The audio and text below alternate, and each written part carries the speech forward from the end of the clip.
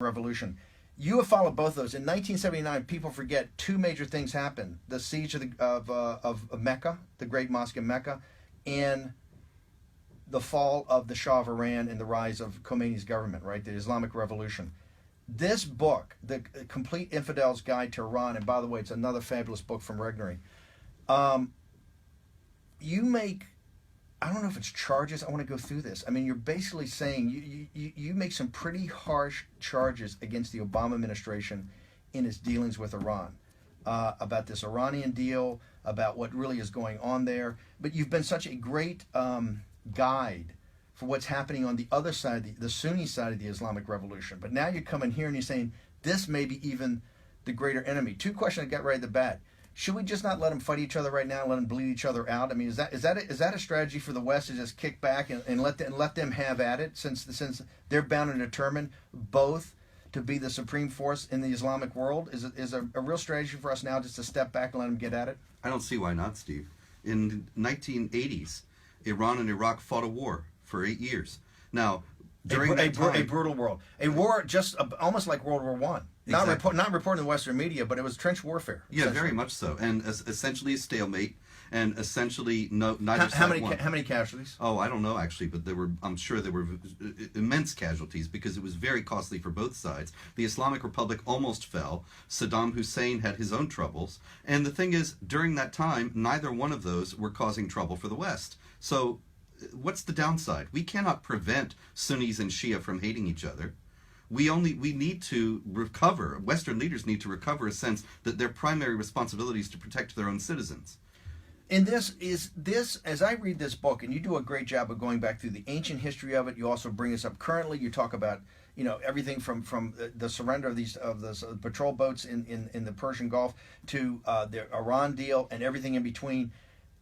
Is this beyond Islam? Because when you read your history, I mean, is this not Athens and Rome versus Persia? I mean, is this not the West versus Persia is they were the last major society in the Islamic world really to fall to the Islamic revolt. What is it, like in 1500 or something like that? It was much longer than the Arab world. Well, they were conquered in the 7th century. But they didn't. They became Shiite in the 16th. Yeah, but are they looking themselves first as Persians or against the West, in that arrogance of kind of how the Persian dynasties always looked down their nose at Rome and Athens, of being kind of barbarians and they were a much higher culture? Or is this really imbued with Islam? Well, it's both. They reinforce each other. There's no doubt that the Persians had a great civilization long before Islam, long before they fell to Islam. And that was a culture and a civilization that was always at odds with the West, always fighting the Roman Empire. And so it's really just a continuation of that ancient conflict. But Islam then reinforces that by giving the idea that the Muslims have a responsibility to wage war against non-Muslims. And of course, this is the basis on which Khomeini built the Islamic Revolution and has kept Iran on a war footing against the U.S. ever since 1979 on Islamic principles. Here's what you actually make the case here, that they are in the existential war we're fighting against this radical Islam, that this is by far the greater enemy. Am I taking that? No, you're absolutely right. That this is by far the greater enemy than the Caliphate of ISIS, which is a mad, butchering, murderous cult, right, or aspect of fundamental Islam. You're saying, which is the siege of Mecca and everything that came out of that, you're saying this is far deeper, far more serious, and far more in our face. Yes. Iran is what ISIS wants to be when it grows up. Iran has a global network of terrorist organizations under its control. Not only Shiite, but also Sunni Hamas, Palestinian Islamic Jihad, which is also Sunni, and those groups, Hezbollah, most notably, have a presence in the West. Hezbollah is working actively in Mexico with the drug cartels, teaching them to behead, teaching them their tactics, and that's all aimed at getting into the United States. They already have sleeper cells in the United States. 9 years ago, there was an FBI report that said there are Hezbollah sleeper cells in the United States. That's Iran, essentially. And that they were waiting for a time to strike, but right now they were making so much progress without striking that they were going to lay low because, of course, they didn't want the police attention that would come from the strikes. Those cells are still in place, and there's nothing but more of them now. Here's the other thing, and by the way, the book is called The Complete Infidel's Guide to Iran. It's out by Regnery. The author's Robert Spencer, probably the most renowned, or among the most renowned of folks that are on the watchtower to make sure that we're fully aware of this threat and this existential war, with the Frank Gaffneys, the Pamela Gellers. He's head of Jihad Watch, which is a go-to site. Here's this disturbing thing as you compile it in a book and you get to sit down at evening and start to read it. It's so in your face. This is what's stunning to me. I'm sitting there going, they're so out front by saying they're our mortal enemy, they're going to destroy us. It's in everything they talk about. They don't try to hide it. Why do we seem as a country and a nation incapable of accepting that and addressing it? Well, I think that it's because, in the first place, Am I wrong in that we just don't take it as seriously as they tell us? That's central to them. Every week in the mosques they chant "Death to America" during the Friday prayers. It is central to them to hate the United States and to consider themselves to be at war with the United States. And Americans don't know this. But I think. Well, how can we not know this? Well, it hasn't been taken seriously. Why is it? By That's the my US point. military. Why is it not taken seriously? Because the Iranian military doesn't have anything near the capability of ours. The idea that they would go to war with us in an actual shooting war is something that would just set them up for destruction. And so the military and the political establishment have not taken it seriously. But does the other aspect of that, the intelligence community, and particularly the forward-leaning intelligence community, take it seriously? No, I don't think so. And also that has to do with... How can this be? This is just because it's too... The Caliphate hopes to be a country. They're claiming they have land and territory now to become the new Caliphate from the Ottoman Turks.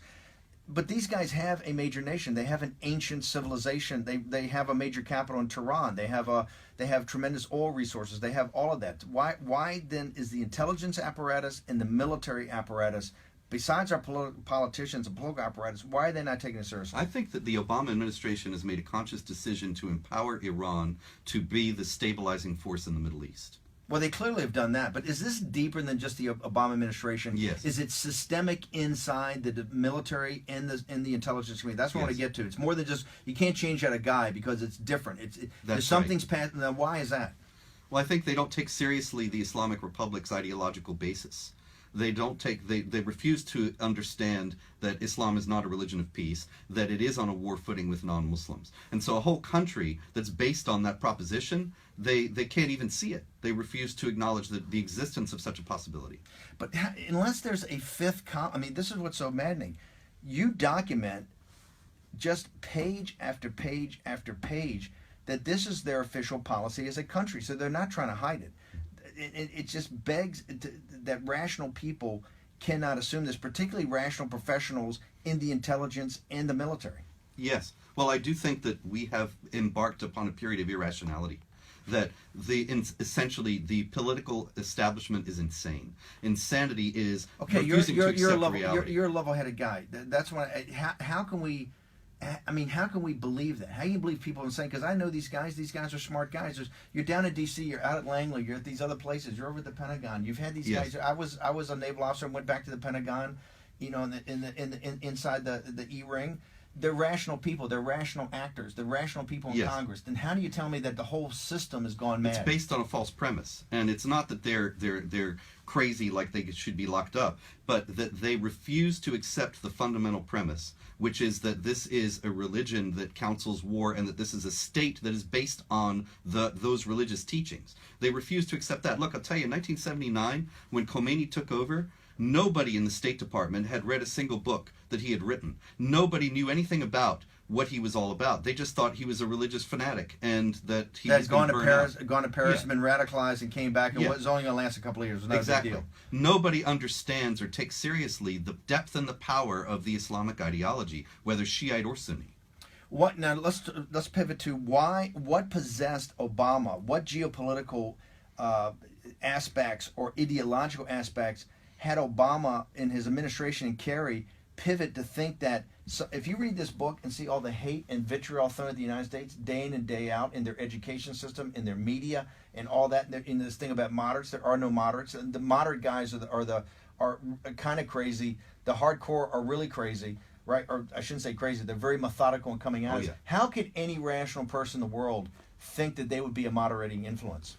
They are a state. They do have this great history, and Is that what Kerry's thinking of? He's playing to the Persian element of that versus the Bedouin of Yeah, the, I think so, of the because Sunnis? of course they don't see Islam. You know, they see no Islam, hear no Islam, speak no Islam. So Islam has nothing to do with Iran as far as they're concerned, and they figure Iran is a powerful state that is the only powerful state left with Saddam gone in that region, and so if they are kind to it, it will be kind to us and bring stability to that region. They're basing their principles on the way Western people think, and thinking we can sit down and talk out our differences and figure this all out. The idea that there's this implacable ideology that will never compromise and never come to terms and be friends with us, they refuse to admit that as a possibility. They think we're way beyond that stage in the world.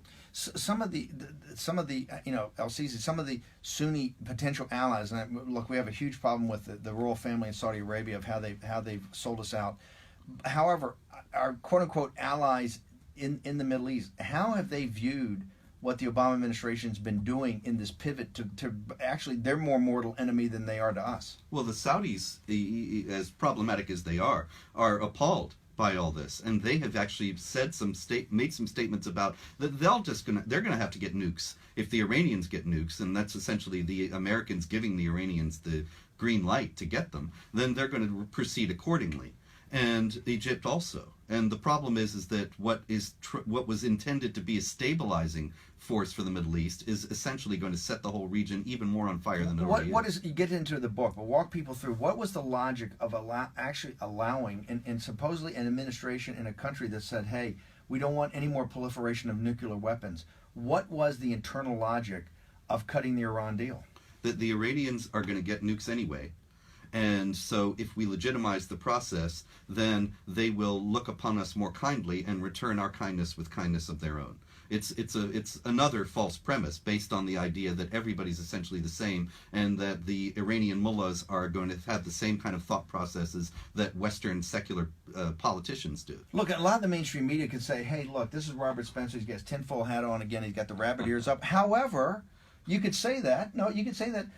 But then the New York Times and Ben Rhodes, walk us through the Ben Rhodes thing, and it still hasn't created a media firestorm like it should. Walk through what Ben Rhodes in the New York Times was supposed to be a glowing profile, Yeah. but he happened to tell the truth. It's astonishing, and I have the whole It's story absolutely in the book, breathtaking, isn't it? that he lied. They devised a strategy to lie to the American people, to claim that Rouhani, the president of Iran, was a moderate, which he is most decidedly not, and that they could reason with moderate forces within the Iranian regime to come to a nuclear accord that would bring peace. It was all a lie, and Rhodes admitted it right in the New York Times, and the adoring reporter didn't even notice. And admitted that he worked the internet community and favorite reporters, Yes. and put this message out, and they reinforced it, and then they mocked how little understanding that the reporters had of this region and could be sold this bill of goods easily, and they were proud of it. Oh yeah. Well, they knew that there are reporters that they will always do anything they can to make the Obama administration look good.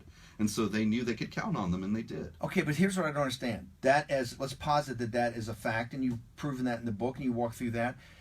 The founders set up a system of government to say, hey, there's always going to be those kind of guys. You have a checks and balances review. How did Corker, people that were supposed to review this, that are not on that side of the football, that are rational actors, how did it get past everybody? Well, this is something that mystifies me, that the Republican establishment did not challenge Obama on this and let it go through. And they've been lying down all for 7.5 years now, and it's mystifying. But people wonder, well, how is it that Donald Trump has gotten so popular? Well, that's why, because we don't really have an opposition in this country right now, and he represents the frustration of the people in that regard.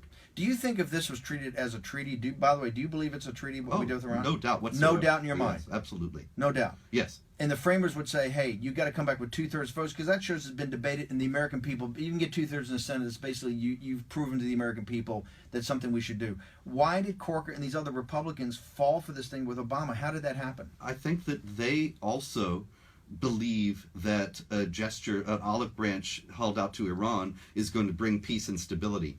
And it's just fantasy. Is there any pattern of evidence in the history of Persia or the history of Iran since it's become Islamic to show that showing them an olive branch has ever worked? Never. Not one shred of evidence. Not one bit. It leads one to believe then, because I believe people are rational, and I believe people. There is something. It's quite dark in this book, and you don't actually get to it. Is there a fifth column in this country? Because it just can't be this many people who are rational who are doing irrational things. I'll tell you this. The one thing that is in the book is that the Canadian embassy, a few years ago, the Iranian embassy in Canada, was shut down because it was found to be a center of espionage for the Islamic Republic in Canada. And not only of espionage, but of terror plotting. And so the Harper government closed it down. Now, that is related to your question, because is the same thing happening in the Iranian embassy or in what the Iranians use for diplomatic contacts in the United States? There's no doubt whatsoever. And would they infiltrate if they had the chance and try to influence policy? There's no doubt whatsoever. A big part of this was the economic aspects of this, and people saying, hey, if we don't do this, Europe's going to get all these contracts and stuff, and the way you moderate these people is get into business with them and do this, throwing out the lessons of World War I, where global trade was all uniting, and guys still fought the bloodiest war, one of the bloodiest wars in history. But they said, hey, if we get more business relationships with more contacts. But do you think the business community was pushing this to happen because they don't mind trading with the enemy? Yes, I don't have any doubt about that whatsoever. It's a pretty harsh charge, Spencer. It is. But so back it up. I'll stand by it. Boeing was found to have been paying off lobbyists to lobby for this deal so they could do business with Iran. And that came out after the book was finished, but it verifies. Talk about that Boeing thing. It's pretty shocking. The amount of money they paid for consultants. I think it was $5 billion. Yeah, $5 billion was the overall deal, but they paid for consultants hundreds of millions of dollars. Right? Yes. And so people. That's are my rich point. from That's this. my point about a fifth column. Are people looking the other way because of economic interests that they have in these sorts of relationships with people that are the sworn existential enemy of the United States of America? That's a documented fact. There's no doubt about that whatsoever.